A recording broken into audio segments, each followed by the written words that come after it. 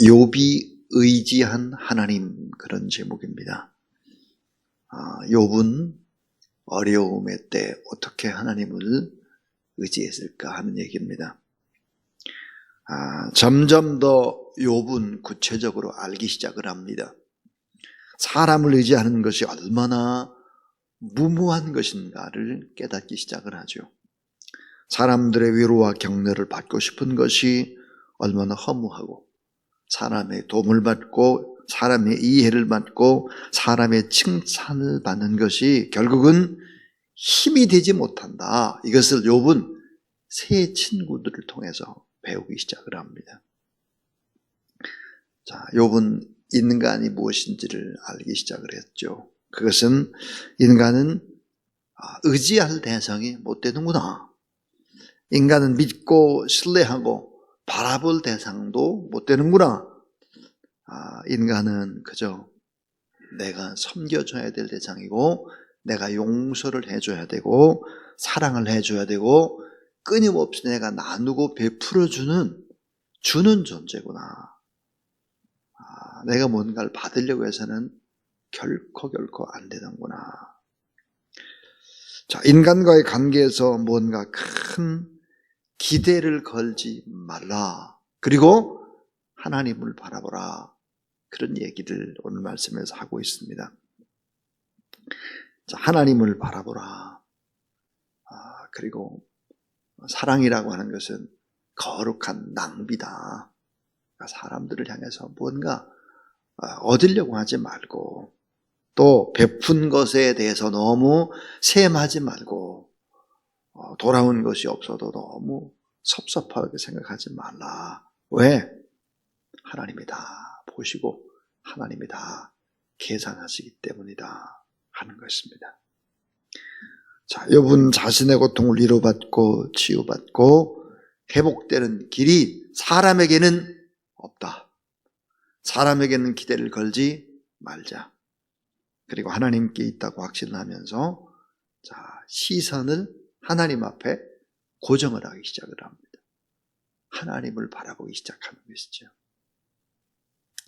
이 말씀을 준비하면서 시선이라고 하는 찬양, 그 찬양의 가사말을 다시 한번 보게 되었습니다. 가사말이 이렇죠. 내게로부터 눈을 들어 주를 보기 시작할 때 주의 일을 보겠네. 내 작은 마음 돌이키사 하늘의 꿈꾸게 하네. 주님을 볼 때 모든 시선을 주님께 드리고 살아계신 하나님을 느낄 때 내 삶은 주의 역사가 되고 하나님이 일하기 시작하네. 2절은 이렇습니다. 성령이 나를 변화시켜 모든 두려움 사라질 때 주의 일을 보겠네. 황폐한 땅 한가운데에서 주님 마음 알게 되리. 주님을 볼 때 모든 시선을 주님께 드리고 전능하신 하나님을 느낄 때 세상은 주의 나라가 되고 하나님이 일하기 시작하네. 이런 찬양입니다. 우리 시선을 주님 앞에 고정하고 주님을 바라볼 때 주님이 나를 통해서 일을 하기 시작한다 하는 거죠. 자, 오늘 이 본문 성경은 이제 욥은 대단히 떳떳해졌습니다. 담대해졌습니다. 하나님 앞에 두 손을 들고 백기를 두고 하나님 앞에 항복을 선언하는 것이 이게 진정한 승리구나. 하나님 앞에 지는 것이 내가 승리자가 되는 길이구나. 하나님 앞에 진정으로 패배를 인정했을 때 이 세상의 그 어떤 원수 마귀 세력도 이길 수 있고 고난도 이기고 아픔도 이길 수 있다. 하나님 앞에 두 손을 들어라. 하나님 앞에 백기투항을 하라. 그리고 하나님을 의지하면 다 된다. 이런 사실들을 깨달았습니다. 그래서 욥은 담대해져서 하나님 앞에 쉬지 않고 부르짖겠다. 이렇게 결심을 하고 거짓과 위선이 자기 안에서 사라지고 하늘에 계신 하나님이 내 편이 되셨다라고 하는 것은 욥은 알기 시작을 합니다. 그리고 확신을 합니다. 자, 욥이 의지하는 하나님, 그 하나님은 과연 어떤 하나님이었고, 욥은 이런 하나님 앞에 무엇을 어떻게 약속하고 또 무엇을 기대하고 있을까, 무엇을 요구할까 하는 것이 오늘 본문입니다. 참 오늘 이 본문 속엔 명문장들이 많습니다. 정말 어떻게 이런 묘사를 할 수 있을까, 참 대단하다, 이제 그런 본문이죠. 자, 이 첫 번째 이제 중요한 주제는 욥이 하나님 앞에 눈물을 드리겠습니다, 그렇게 약속을 합니다. 하나님 앞에 눈물을 드리겠습니다. 왜? 하나님은 다 아시니까 내가 하나님 앞에 눈물을 바칩니다. 자, 오늘 20절을 보면요, 정말 눈물이 나오는 구절, 명문장 중에 명문장이 나옵니다. 20절, 나의 친구는 나를 조롱하고 내 눈은 하나님을 향하여 눈물을 흘리니, 그랬습니다. 자, 친구들은 나를 비웃지만 내 눈은 하나님께 눈물을 쏟아놓는다. 우리말 성경에 그렇게 되어 있습니다. 자, 나의 친구는 나를 조롱하고 내 눈은 하나님을 향하여 눈물을 흘리니. 이 세상에서 나를 가장 잘 이해해 줄 수 있는 사람이 누굴까? 욥은 아내인 줄로 생각했습니다. 아내는 나를 잘 이해해 줄 거야. 또 욥은 아마 나와 가장 가까이 지내는 이 세 친구는 나를 이해해 줄 거야. 그런데 잘 이해해 주지 못했죠. 특별히 신앙의 연단의 축복은 친구도 이해를 못했고 아내도 이해를 못했다 하는 것이죠. 다들 이해를 못하는 것입니다. 자, 그래서 하나님을 향해서 자기는 눈물을 드리겠다, 눈물의 기도를 드리겠다. 왜? 하나님 모든 걸 다 아시는 분이기 때문에 하나님만 바라보고 기도하겠다 그랬습니다. 여러분, 깊은 밤 울고 있는 나의 모습을 누가 압니까? 아무도 모르죠. 또 삶의 무게에 눌려서 나 자신이 가지고 있는 깊은 고통을 누가 압니까? 모릅니다. 나의 친구는 나를 조롱하고 내 눈은 하나님을 향해서 눈물을 흘린다. 하나님은 다 아시니까 하나님 앞에 드릴 것이 눈물밖에 없으니까 하나님 앞에 그렇게 하겠다 하는 거예요. 시편 50편 말씀을 보면 이런 구절이 있죠. 나의 유리함을 주께서 계수하셨으니 나의 눈물을 주의 병에 담으소서. 이 시편 56편은 다윗이 가드에서 불의 사람들에게 붙잡혔습니다. 그리고 이게 불의 사람들한테 붙잡혔으니까, 적군에게 붙잡혔으니까 미친 척을 해야 되는 거예요. 멀쩡한 사람이 살려고 미친 척을 하는 것입니다. 이때 지은 시다 그래요. 나의 유리함을, 내가 여기저기 방황함을 주께서 계수하셨으니 나의 눈물을 주의 병에 담으소서. 이것이 주의 책에 기록되지 아니하였나이까. 욥은 하나님 앞에 눈물을 드립니다. 다윗도 여기저기 쫓기는 신세가 됐을 때 하나님은 아시니까 하나님을 바라보며 눈물을 흘렸다 그럽니다. 오늘 본문 속에 다 아시는 하나님 앞에 눈물로 저는 기도하겠습니다. 이게 첫 번째 이야기입니다. 두 번째입니다. 이 두 번째는 하나님, 중보자가 필요해요. 중보자. 욥의 간절한 요청, 하나님 중보자가 필요합니다. 중보자를 좀 보내주세요. 그런 간절한 요청입니다. 자, 21절에 보니까 사람과 하나님 사이의 중보자, 인간과 그 이웃 사이에 중재자가 있어야 된다. 이 중보자라고 하는 것이 무엇일까? 이 중보자는 변호사입니다. 변호사. 증인이 있어야 합니다. 증인이. 제가 너무 억울합니다. 변호사가 필요합니다. 중보해 주셔야 됩니다. 이런 간절한 부르짖음입니다. 나를 이해할 못해요. 저 친구들도 이해 못하고 아내들도 이해를 못하고 그 누구도 나를 이해 못해요. 하나님이 중보자가 되어주세요. 변호사가 되어주세요. 이렇게 외치고 있는 거예요.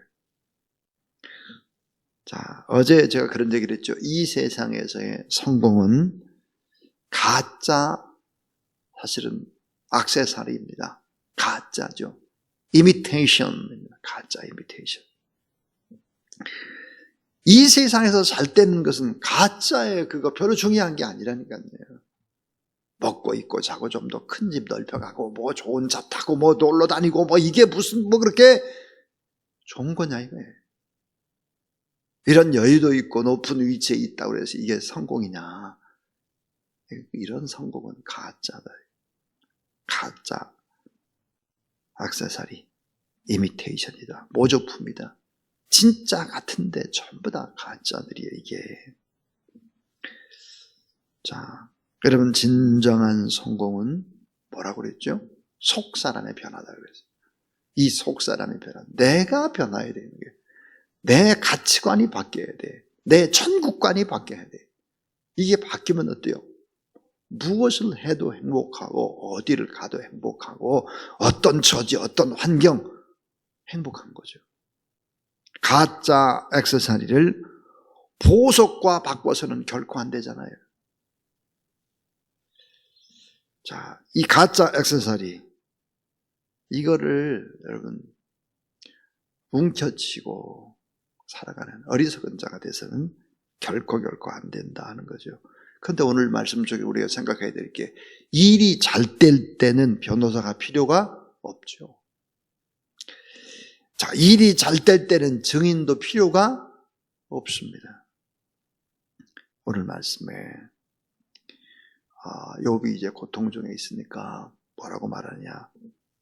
중보자가 필요하고 변호사가 필요하고. 자, 그런데 여러분 이 변호사가 되고 또 중보자가 되고 중개자가 되려면 필요한 것이 뭘까? 하나님도 알고 나도 알아야 되는 거죠. 하나님도 알고 나도 알아야 돼. 그분은 오직 예수 그리스도밖에 없다는 거죠. 욥이 그렇게 찾고 싶어 했던 중보자 변호사는 예수 그리스도다 하는 것입니다. 하나님, 저는 중보자가 필요해요. 변호사가 필요해요. 저는 좀 증인이 필요해요. 증인이. 이 억울함을 대변해 줄 수 있는 사람이 필요합니다. 그 사람이 하나님밖에는 없습니다. 이렇게 호소를 하고 있는 것입니다. 자, 그런데 여러분 지금 욥이 이렇게 고통스러워하는 이유가 무엇일까요? 그 이유는 바로 이것입니다. 자, 자신의 중보자가 하나님이어야 되고 변호사가 하나님이어야 되는데 이 하나님은 어떤 분일까? 이 하나님은 창조자이기도 하지만 이분은 심판자라는 거예요. 이분이 심판할 때 공의로 심판하기 때문에 무슨 예외가 없는 거예요.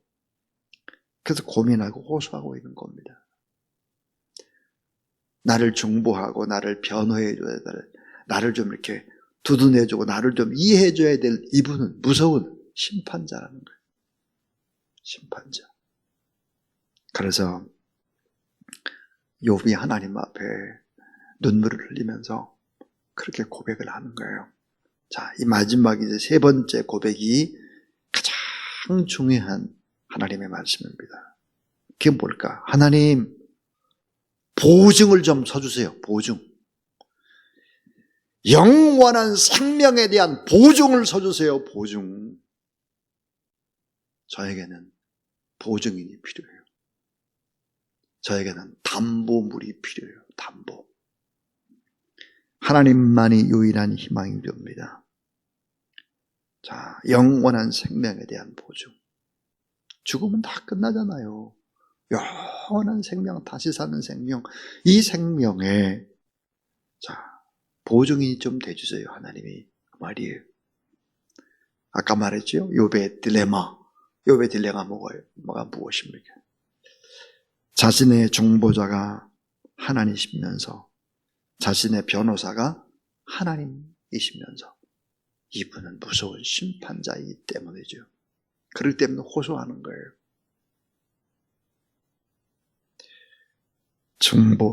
중보자 플러스 보증을 서주세요. 생명의 담보물이 돼주세요 하는 거예요. 그래서 억울함을 풀어주시고 무지함을 인정해 주시고 다시 살게 해주실 그분은 유일하신 하나님밖에 없습니다. 저의 눈물을 받아주세요. 저의 증인, 변호사, 중보자, 중재자가 되어주세요. 저를 다시 살리시고 회복시켜 주신다고 하는 보증 좀 서주세요. 담보, 물권 좀 확실히 제공해 주세요. 이런 고백을 욥이 하고 있는 것입니다. 그러니까 욥이 그토록 이 삶의 문제들을 해결하길 원했던 그분은 바로 우리가 만나고 우리가 오늘도 함께하는 예수 그리스도라는 사실을 믿으시기를 바랍니다. 그렇습니다. 요한 1서 2장 1절에 보면 이런 놀라운 말씀이 있습니다. 이런 말씀. 욥에게는 이런 분이 없어서 고민하는 거예요. 자, 요한일서 2장 1절. 누가 죄를 범하면 아버지 앞에서 우리에게 따라하세요. 자, 우리에게 대언자가 있으니 곧 의로우신 예수 그리스도라. 예, 누가 죄를 범하면 아버지 앞에서 우리에게는 대언자가 있다. 이 대언자가 누구예요? 변호사예요. 우리에게는 변호사가 있다.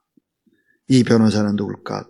곧 의로우신 예수 그리스도다. 그랬어요. 여러분, 우리가 넘어지고 자빠지고 실수하고 그러잖아요.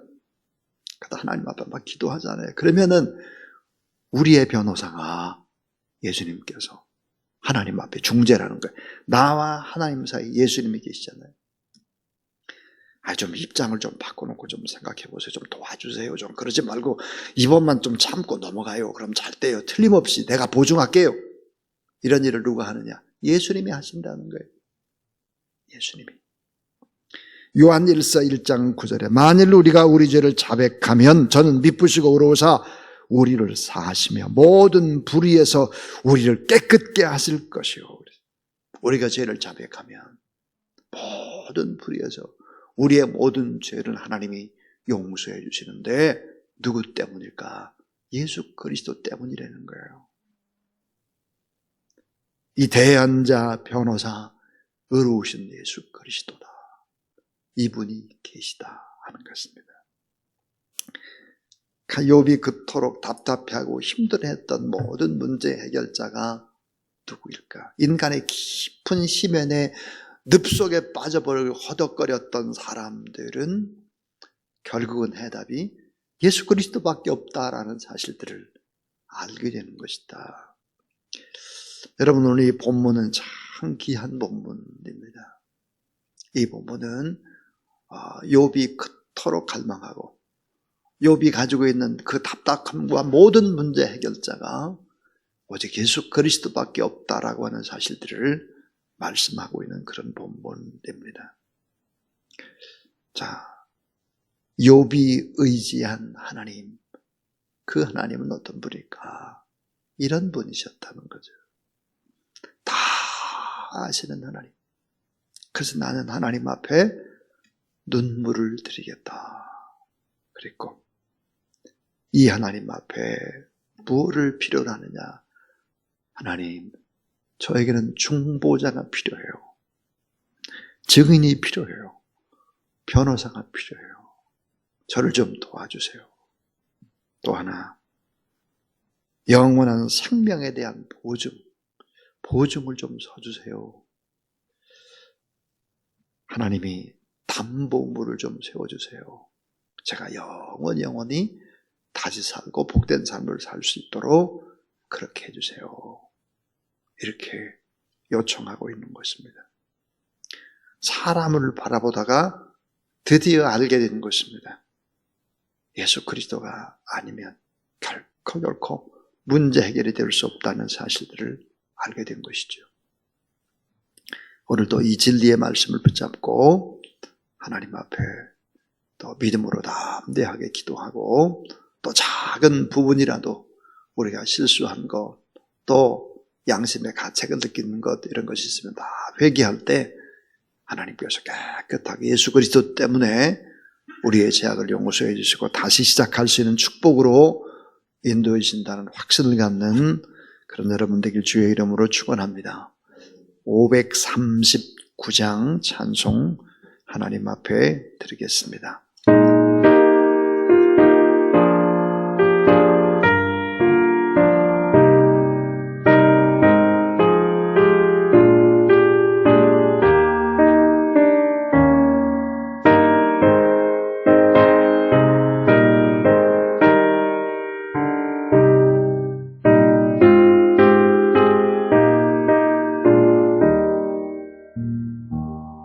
나 예수께 조용히 나가 내 모든 짐 내려놓고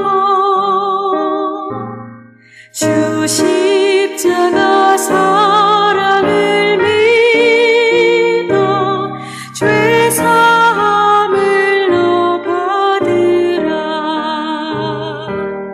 주 예수께 조용히 나가 내 마음을 쏟아 놓으라. 늘 은밀히 보시는 주님 그 은혜를 베푸시리. 주 예수의 은혜를 입어 내 슬픔이 없어지리. 내 이웃을 늘 사랑하여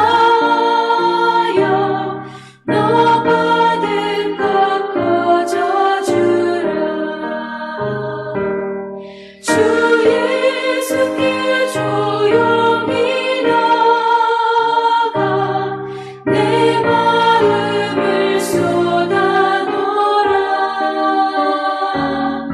늘 은밀히 보시는 주님 그 은혜를 베푸시리.